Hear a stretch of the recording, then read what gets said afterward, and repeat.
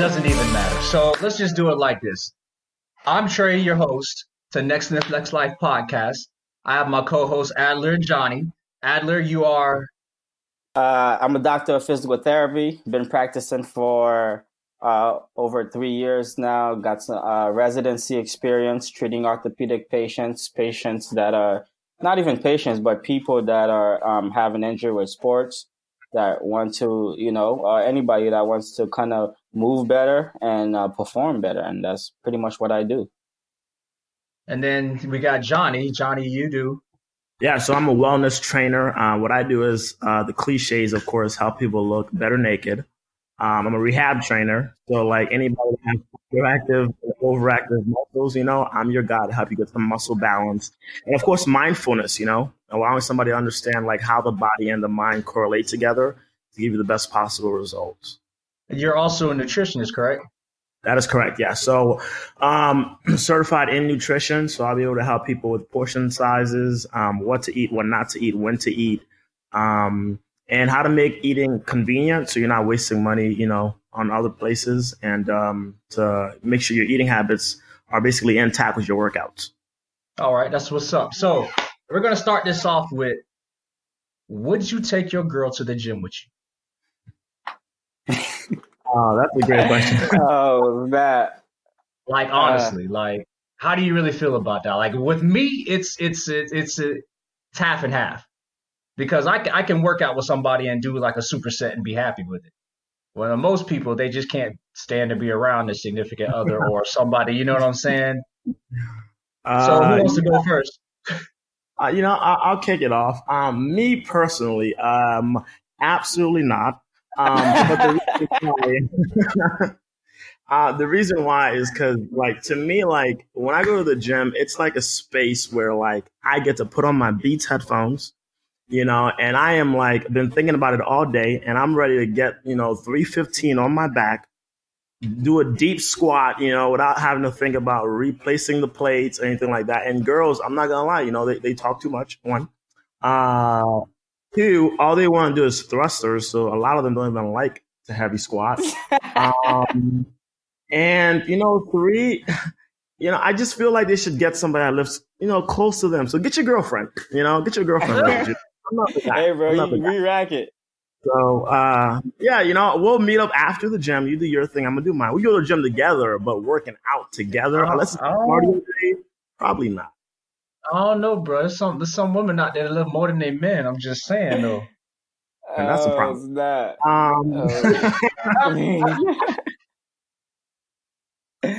That's tough. Hey, that's tough. Go ahead, Alan. What about you? Man, like, I'm kind of like the opposite of Johnny, man. Like, I kind of like lifting with my girl. I usually lift by myself.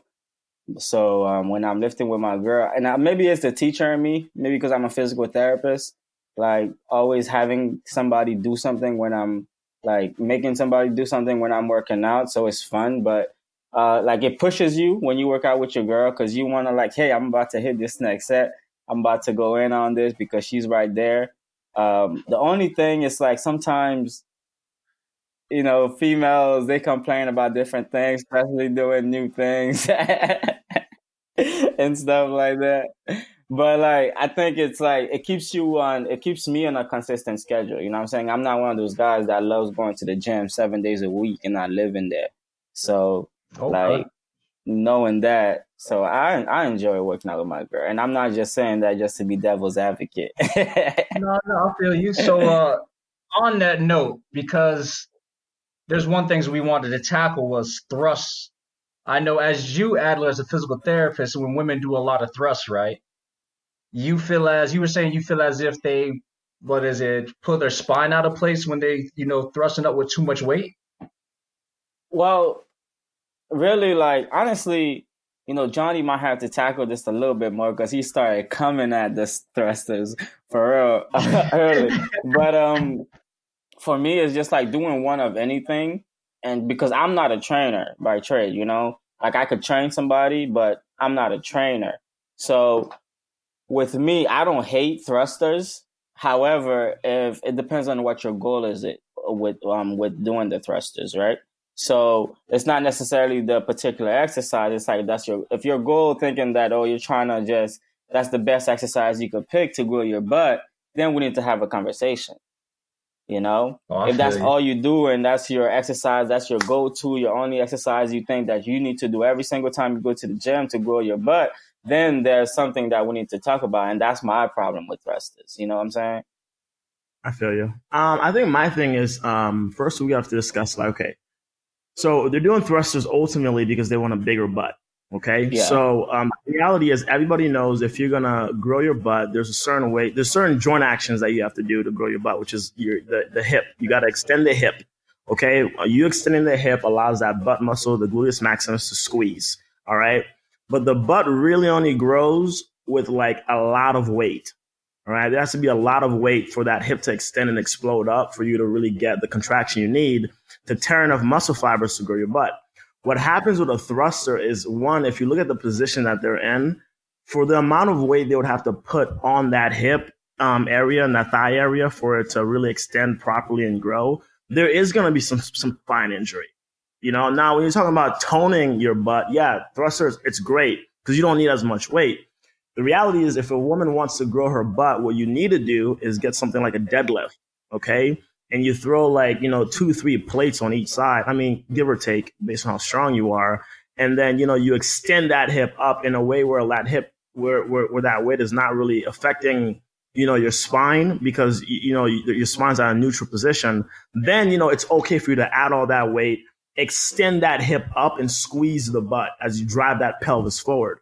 Right. But when you're laying down like that and you have that weight on you laying down like that, it's just not healthy. Too many things can go wrong. And it's not about the thruster like Adler was saying. It's just there's a better way. There's a more efficient way. There's a way that creates way less damage. And there's a way that's going to get you a way better return on that movement.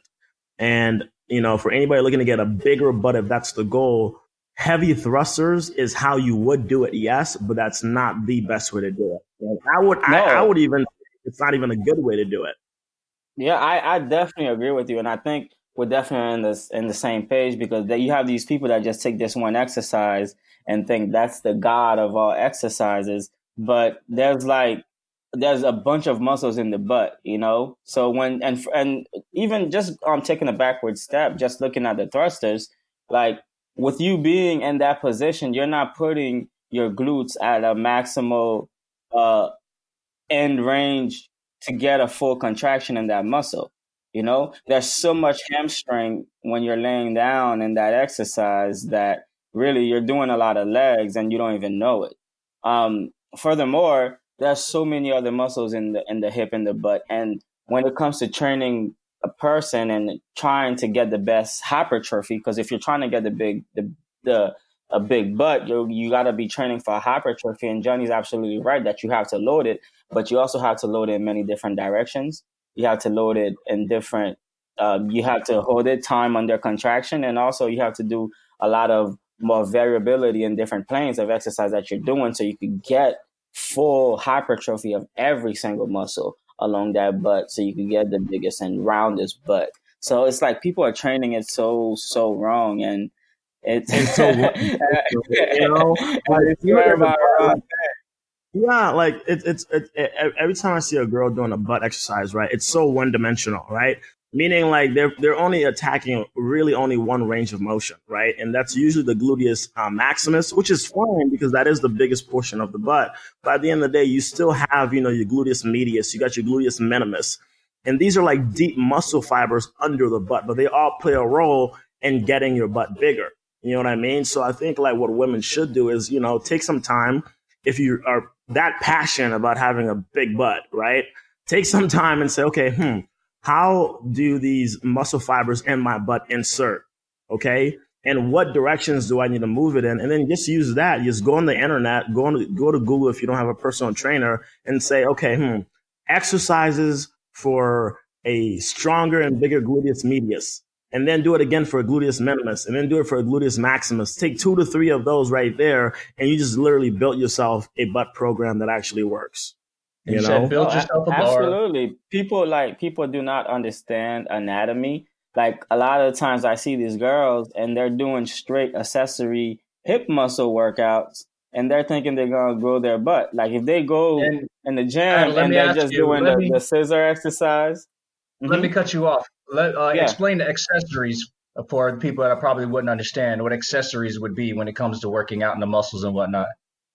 Yeah, so accessories like when the way the body works, in order for you to lift something up or move a muscle, you have your prime movers and then you have your pretty much your accessory muscles or your secondary movers, right? So a prime mover that we could think about usually would be like your big leg muscles, right? If you're bending down to pick up something from the floor, your prime movers at that point are your hamstrings at a certain point, your butt at a certain point, and your quads at a certain point, right? Those are your big prime movers. Your accessory muscles are all the muscles that actually stabilize those big muscles around that joint.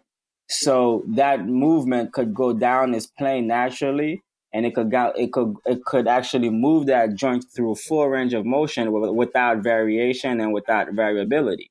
And if you're not training not only can you hypertrophy or increase the size of those muscles, but you absolutely need to train those muscles so you could actually be able to go through full range of motion and be able to actually stabilize your joints fully.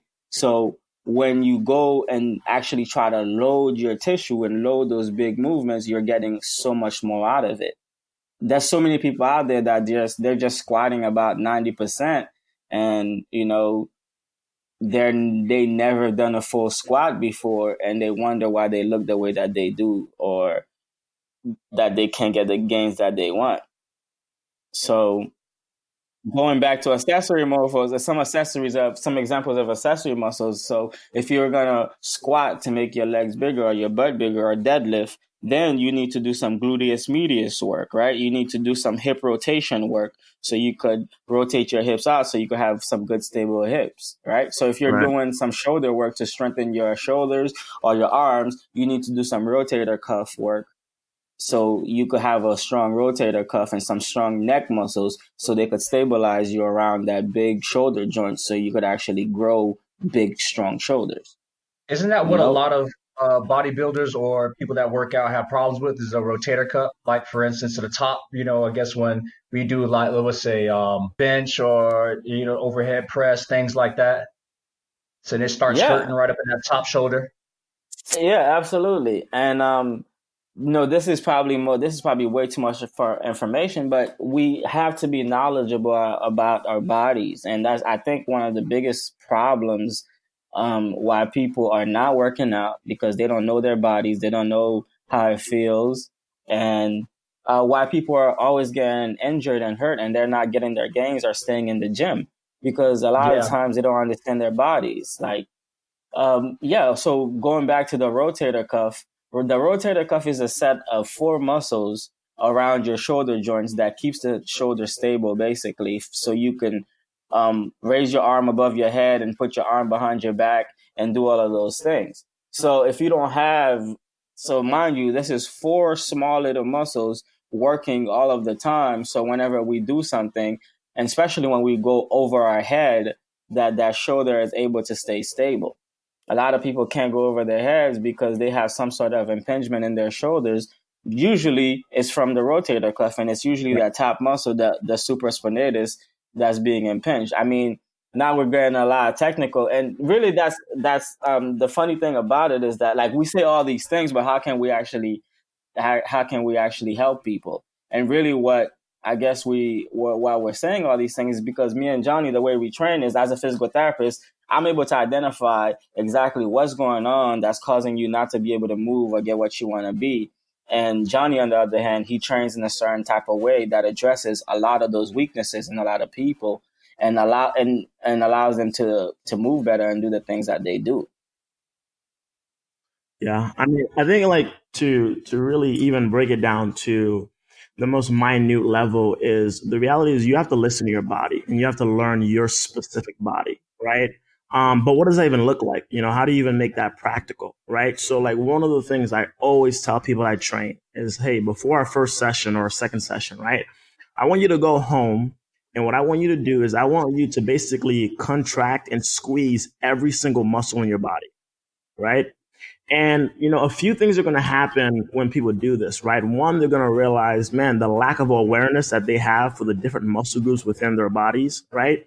But two, the second thing that's going to happen is when I take that person to the gym and I say, hey, I want you to do like an overhead tricep extension, right? So we can work the long head of the muscle. They're going to say, oh, I remember when I was at home and I flexed these different parts of my tricep. And I know what it feels like to squeeze the long head of my tricep from when I did at home. So now when I'm at the gym and Johnny wants me to do this overhead tricep extension and we're working the long head, my mind is not in outer space. My mind is fully engaged in that long head to make sure I'm getting the best contraction and squeeze as possible.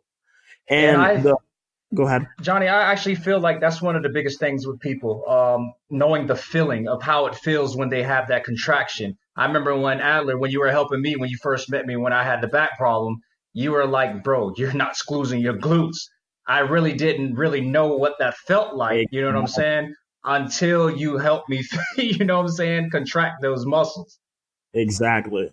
And so many things are happening, right? And I'm looking to attest to this too, but so many things are happening when somebody is aware. Like once you were conscious of the fact that, wow, I'm not squeezing my glutes, and now you're conscious of it, you are, and you're doing the same thing, you're doing that workout, and those glutes are being squeezed. Like so many things are happening when, you go from being unconscious of the fact that you were squeezing your glutes to where now you're conscious that you need to squeeze those glutes during that movement.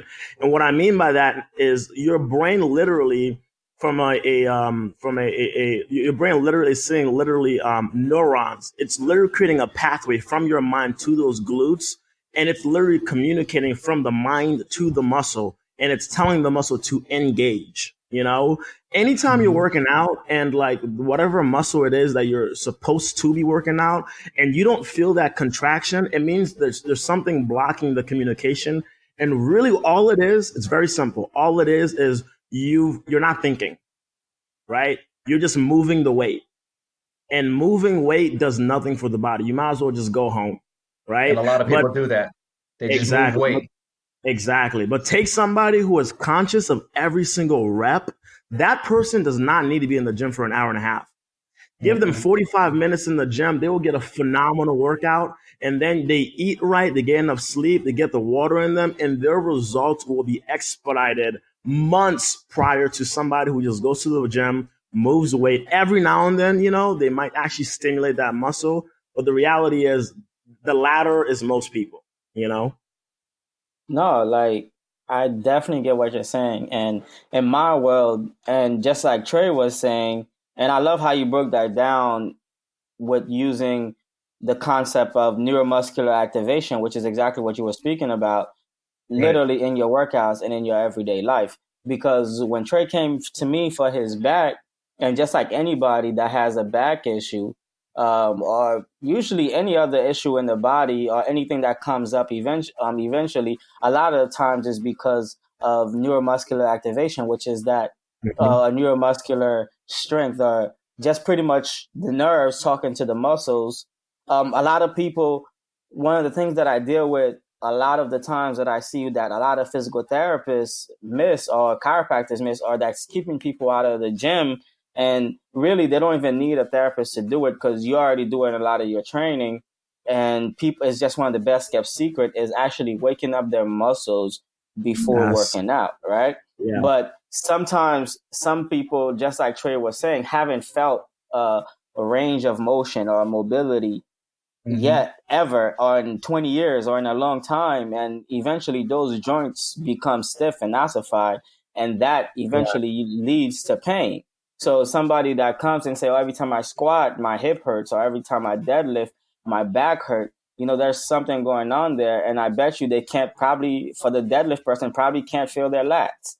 The squatting person probably can't feel their glutes because there's no neuromuscular connection there that they can feel themselves. And there's like real actual things that they can do themselves to fix that. But if they're kind of gone far off where, this is becoming a consistent thing where there's pain, neuromuscular activation is one of the easiest things to fix, and that people don't know when it comes to them actually really going to the gym and getting that full shoulder flexion again.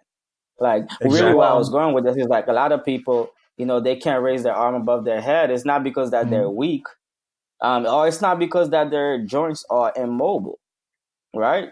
It's because Mm-hmm. they do not have the neuromuscular activation or the muscle memory to be able to activate it within that range.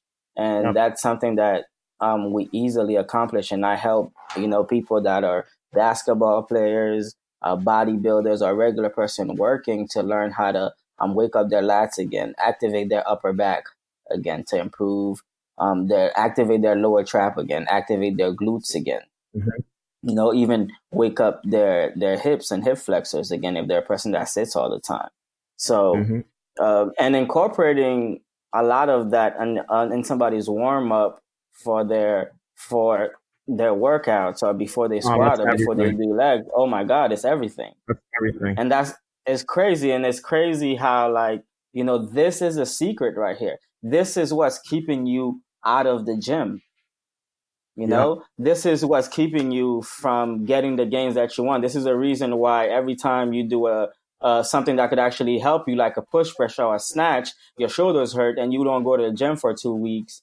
Now, like you just missed 2 weeks out of the gym and you back where you started from. Yeah. Or you squat too deep and now your hips hurt and you're back to where you started from.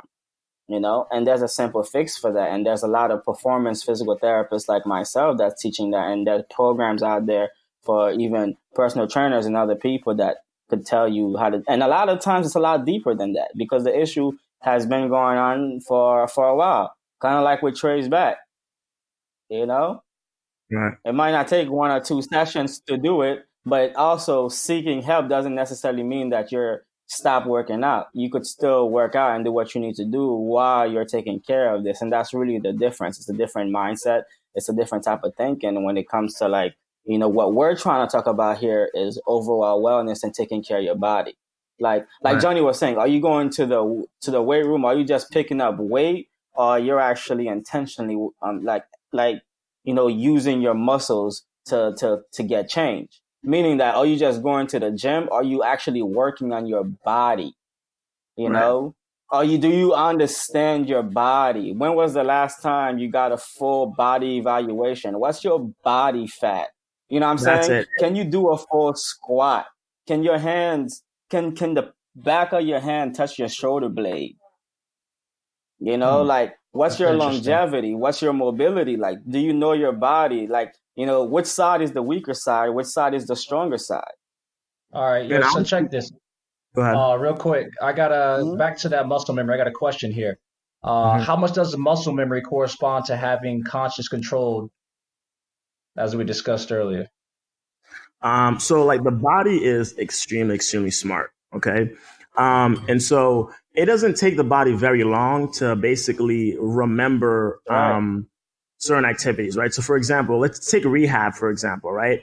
Usually if somebody's muscle is overactive or whatever muscle is underactive, all it really means is that, say, your butt, for example, right? You weren't squeezing your butt. So I would almost assume, never do an assessment on you, that your hips, for the most part, automatically started compensating for your butt. Okay. There could be other muscles, but I would assume your hips are overcompensating for your butt. And what happens is the butt goes dormant and it falls asleep, right?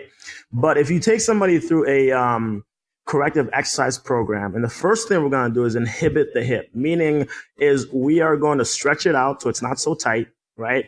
And then we're going to do everything we can to basically do some kind of a movement where only the butt is engaged and the hip isn't engaged at all. Once we do this for about a week or two, it's almost miraculous. Now, when you start doing your squat, your hip and your butt are both actively doing the movement.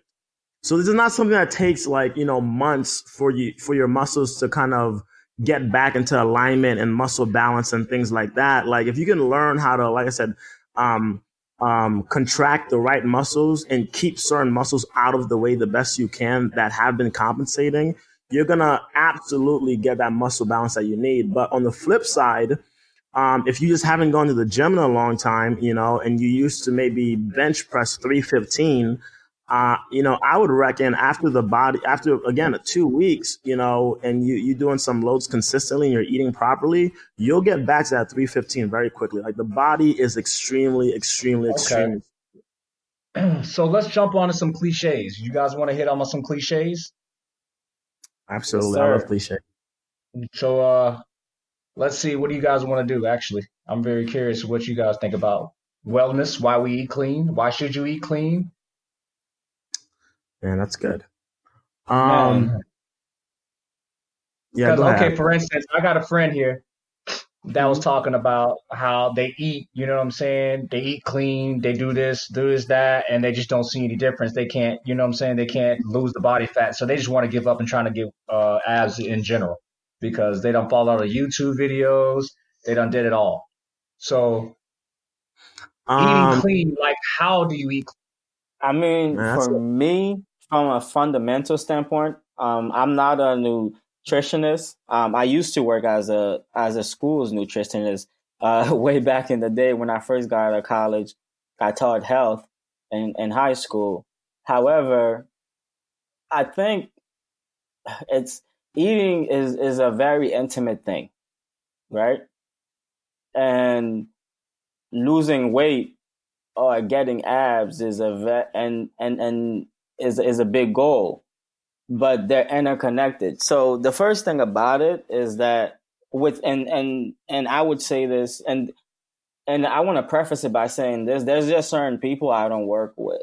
I choose the people I work with carefully, right?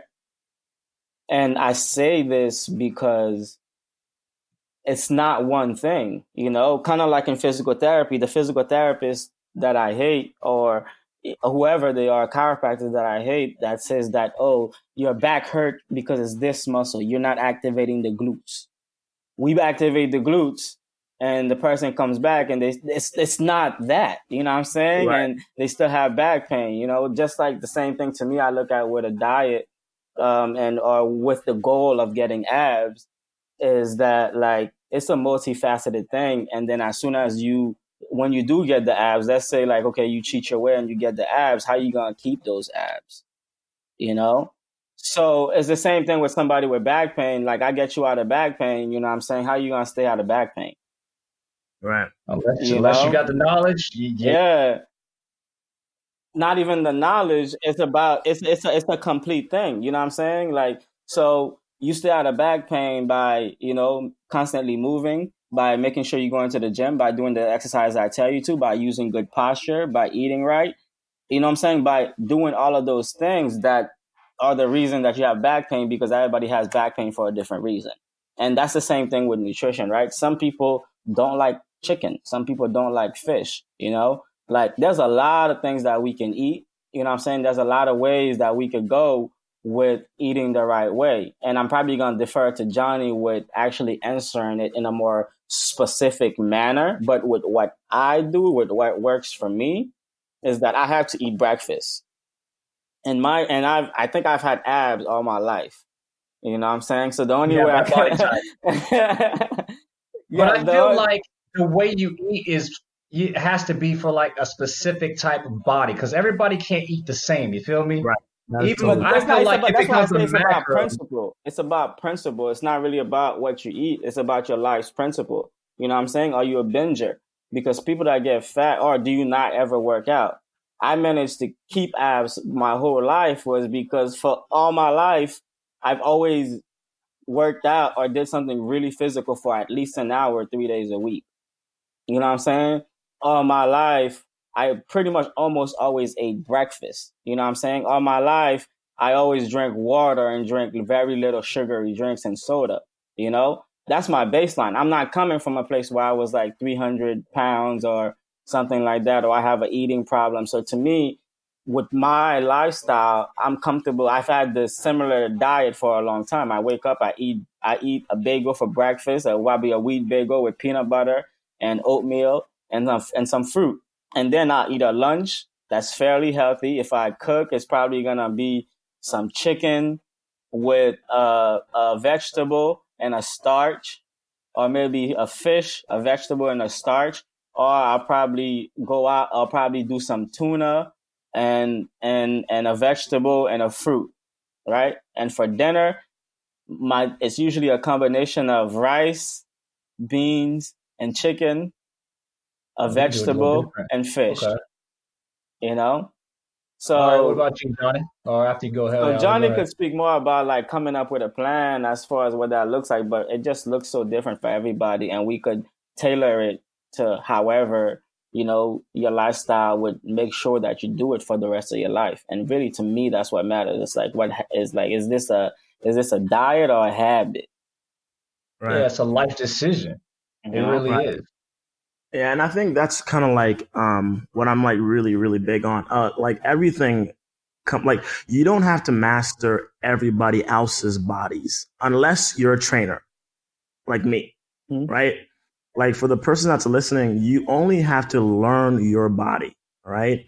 And that takes work. You know what I mean? The first thing I advise people to do when we're getting on a nutritional plan, right? It's something they probably don't want to do, but I'm not doing it to make them waste time. I'm doing them to teach them about their body, right? And it's a food journal, right? So I'll have them, hey, every meal that you eat, write it down. Every beverage you drink, write it down.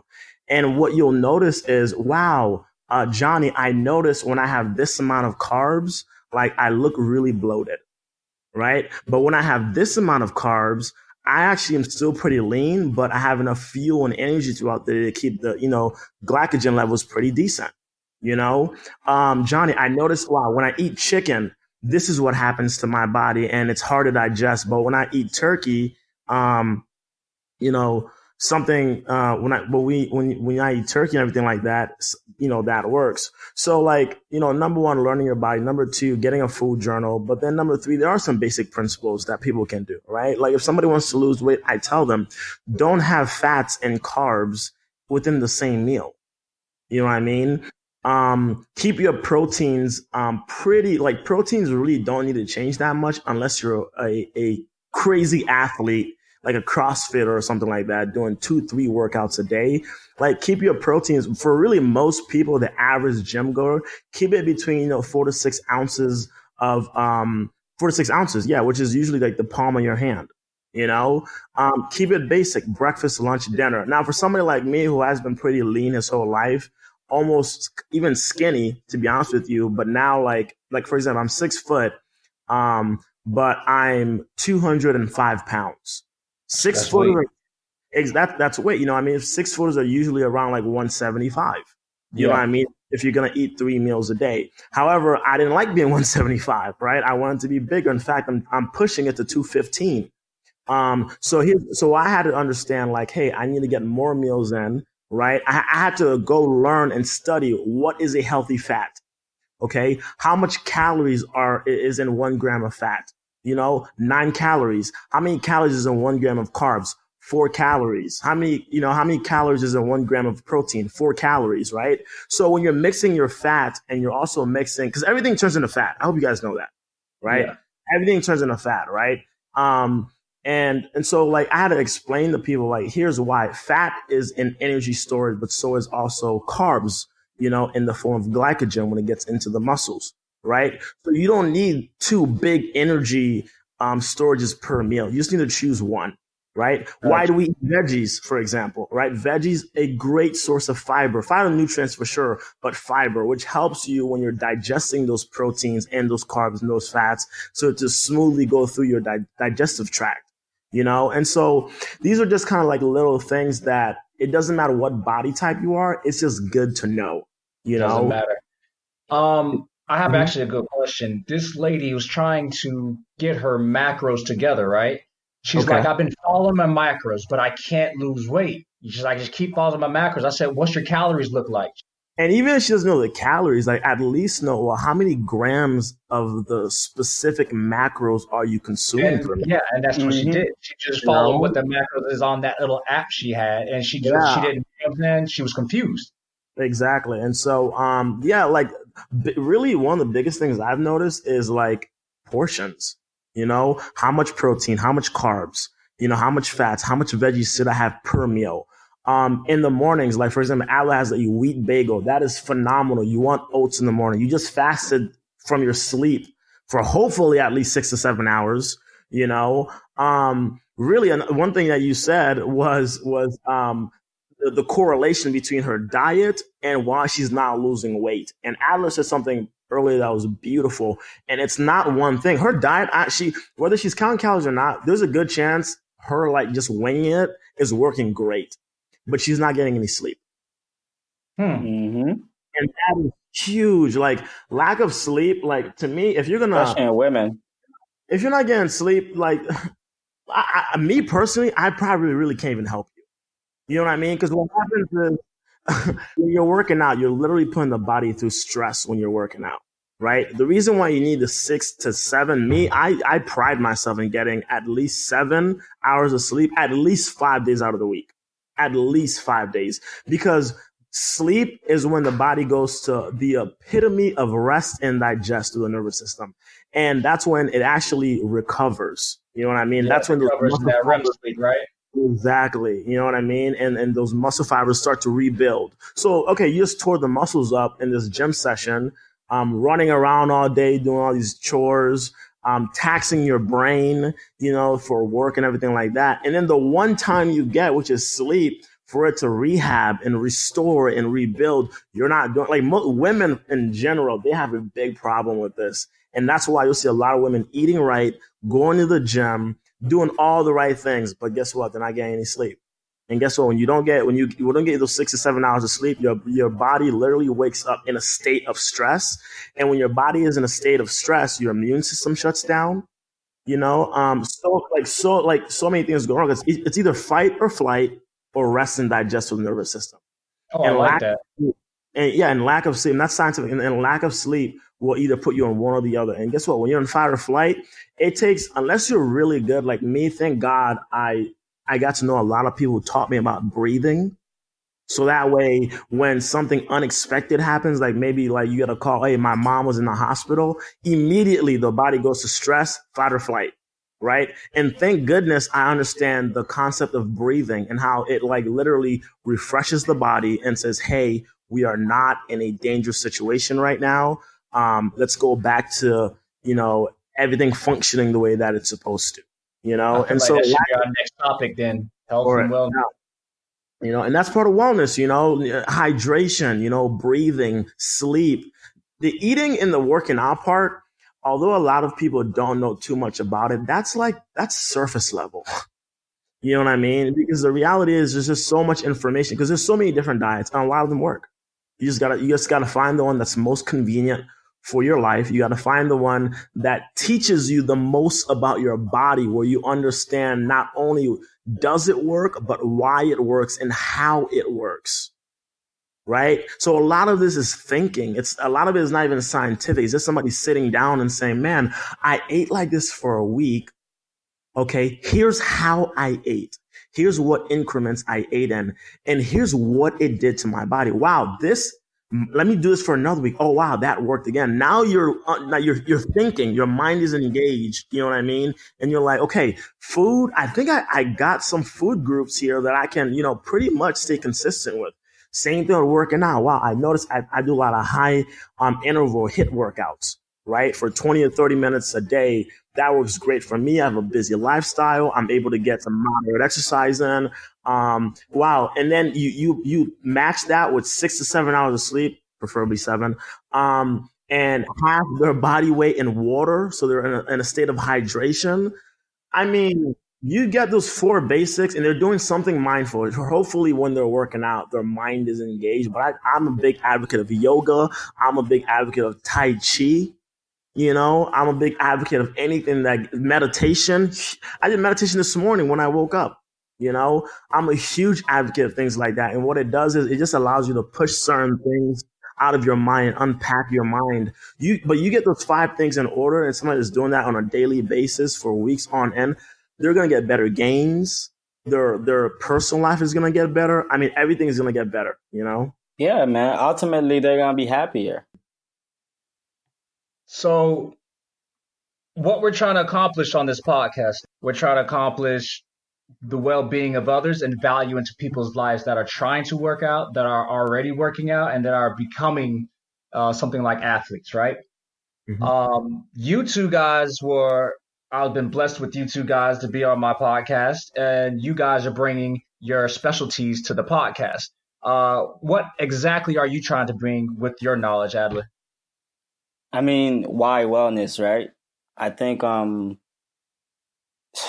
is such a big word to me that really that signifies everything, you know, including people that are not even us, you know, people that we interact with every day. Um, it's really one of the keys to happiness, right? So what we want to do is we want to help people with understanding, you know, like what's happening to your bodies, you know, what's going on in your bodies, you know, how to use your bodies, what should you put in your body. We use it every day, and it's made a, you know, we see the impact that it's making on our lives and on the life that everyone that we touch and everyone that gets a hold of this information, and how their lives are impacted and how their lives are multiplying the type of lives that they're leading. And you know, body language, like there's even books that's written on this, just having the right body language, the right posture, how that helps you. So we want to make people healthful people. We want to make people well. We want to just kind of extend our knowledge in this world that, you know, God has given us to really just have a better generation, a better future, and a world where everybody just are happier with themselves first, and which will be a lot less problems, less issues. Good stuff. Good stuff. What about you, Johnny? Yeah, I mean, for me, wellness is everything, you know. It's spiritual, it's mental, it's physical, it's emotional. And I want to help people unpack wellness for themselves, you know. And a lot of that is me having a heart for the family unit.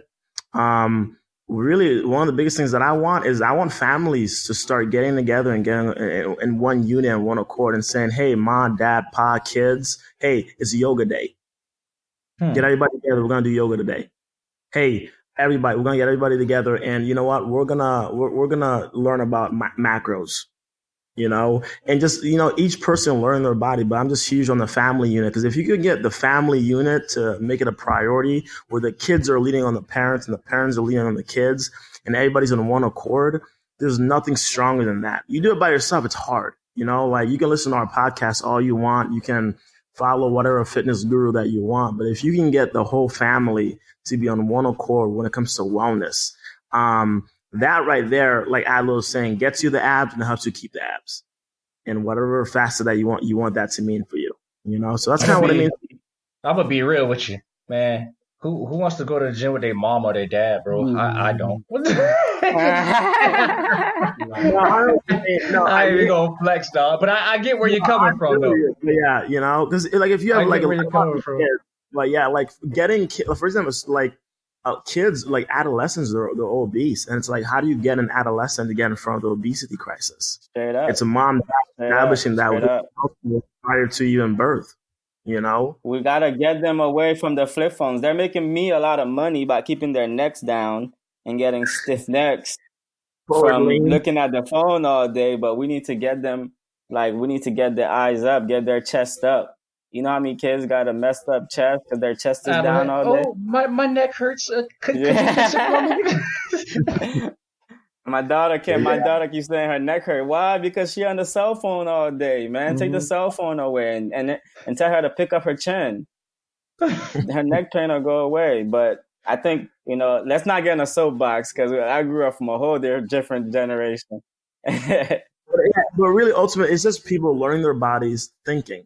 You know, just start thinking, you know, why is this happening? Why is this not happening? And then get help, you know, when you don't understand it. And as you're getting help, you know, like really learn what they're teaching you. And then absorb it, yeah. Next episode, we're going to talk about deliberate practice. Yeah. Like maintenance?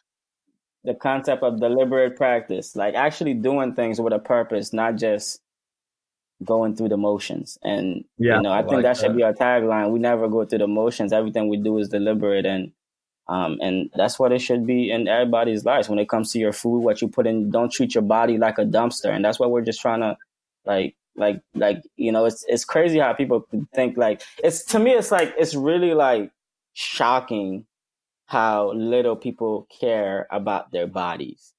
Like, they literally treat it like a dumpster and put anything in it. they don't take care of, besides washing their body. If people didn't stink, I bet you they wouldn't wash. Mm-hmm. Like, Or if their teeth are like, falling out. you know what I'm saying? They have It's no true. idea what's going No, on. it's true. It's true. Like so many people, they really don't care. Like, they want to care. So I do empathize from that standpoint, right? Because I don't want to sound like just a jerk. But it's You know what I crazy mean? because you got one body. To me, it's like, Right. it's wild. You Right. know? You're right, though. And I think You're that right. it's been a want for too long. Like, it's kind of like now time. There's a sense of urgency to this. We're living longer, but if your quality of life is worse with Bro. longer lifespan, that hurts physically.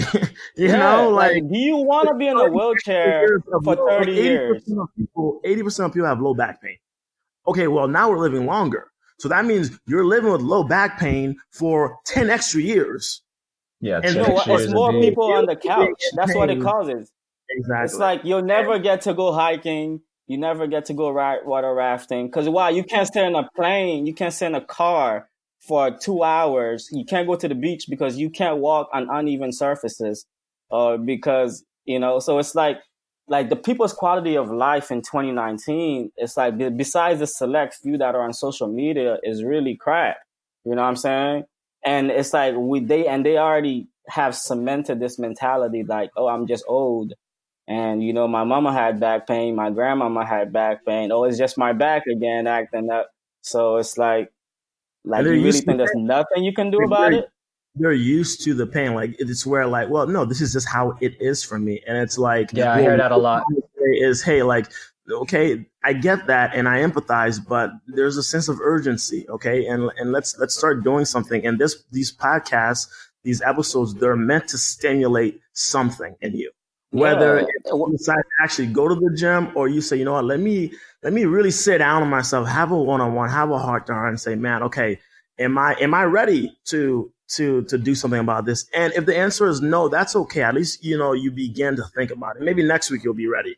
But as long as, like, we're stimulating some kind of proaction, okay? No, seriously, like, most people don't do anything until a catastrophe happens.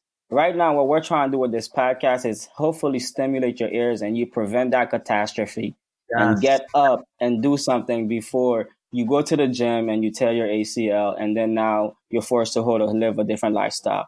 You know what I'm saying? Or your back hurts so much now you can't work. Now you got to take a whole week from work and miss out on money and then go see the doctor. And now it's a bigger problem than it is. You know what I'm saying? Or your shoulder hurts so much, instead of looking for somebody to take care of it, stop putting it off, you know? Like, and we're here, we're trying to prevent your catastrophe. We're trying to prevent your disaster that's going to lead you to making these exact same choices that we're telling you to make right now anyways. So, you know, just tune in. Yep, and that's going to be it because we're out of time. I'm your host, Trey, with your co-hosts, Adler and Johnny. We'll see you next time. Yeah. That's it, y'all. Let me stop this shit.